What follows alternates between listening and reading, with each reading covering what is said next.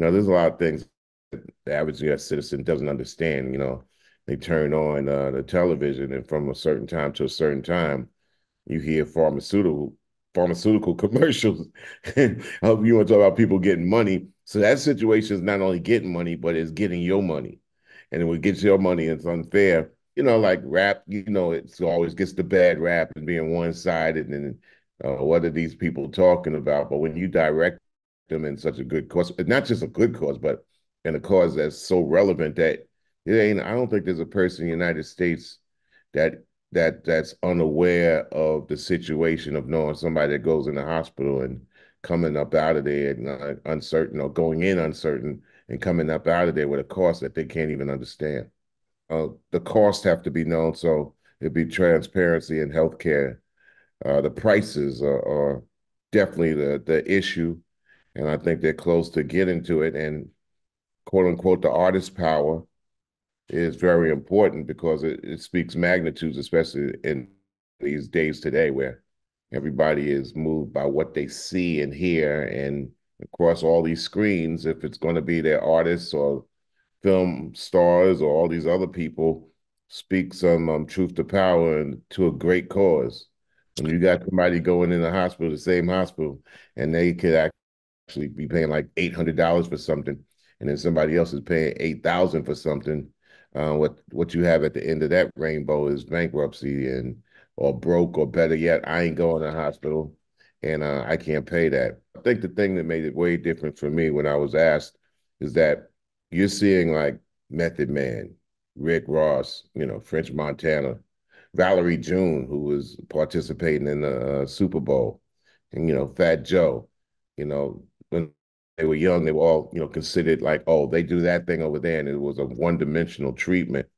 But then again, if you don't give them the opportunities and you don't bridge the gap, it's like, yeah, they're talking to millions of people, but y'all don't know that. Rappers could step up just like anybody else. We're people too, especially if you're talking about an art form that's 50 years. But damn, I mean, why should it be surprised? In 50 years, you should have, a lot of things that be talked about. I'm part of the Hip Hop Alliance with Curtis Blow and Karis One and MC Light, and that's the first union. So these things just are things that are around the art form. Rock is already looked about as handling this and pulling up their own bootstraps. And last night, Foo Fighters closed it out. But Dave Grohl and the Foo Fighters, they draw a commonality and a common chord to say, yeah, I grew up, listening to Chuck D, as a peer, and I'm able to pass the baton for some legitimacy, saying, yeah, there goes Method Man, there goes Fat Joe, French Montana, you know, yeah, I mean, they are saying something important too, just like your rock stars. There's going to be a lot of political protesting this year. We're headed towards a big election. Does Chuck D have any predictions on any turnouts? They say Trump has a lot of momentum right now. I don't make no predictions on politics, man. It's just like it's not something that it ain't a pep rally. It ain't a football game. Ain't a third quarter of a favorite basketball game and stuff like this. It really ain't no game. I just think that if you're an adult, and especially if you're 25 and over, really especially if you're 40 and over, instead of wondering what's going on around you, you got to kind of like go at it. And if you don't think like things that are coming at you got to address it. And if you feel that you ain't got enough, you got to come together collectively. And that's what the artists, at least we were able to do this time around, and a lot of times forward, and not just being say, all right, a mercenary for voting to get somebody in, but to make people in this country understand voting.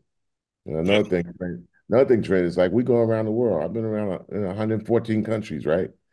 When I come back to the United States, you see things or you don't see things that you see in other places.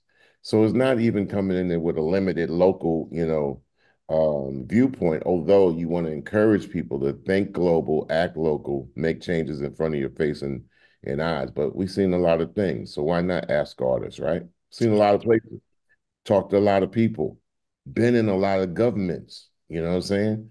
So what makes us different? Matter of fact, it really kind of makes us learn they say like the way, Trump is promoting his street cred is the same thing that, the left would do. They would, if they had, something to promote, they would. It's like when it You comes say to Trump, you sneakers or say his Trump is mugshot. coming out with a you say Trump is coming out with a mixtape?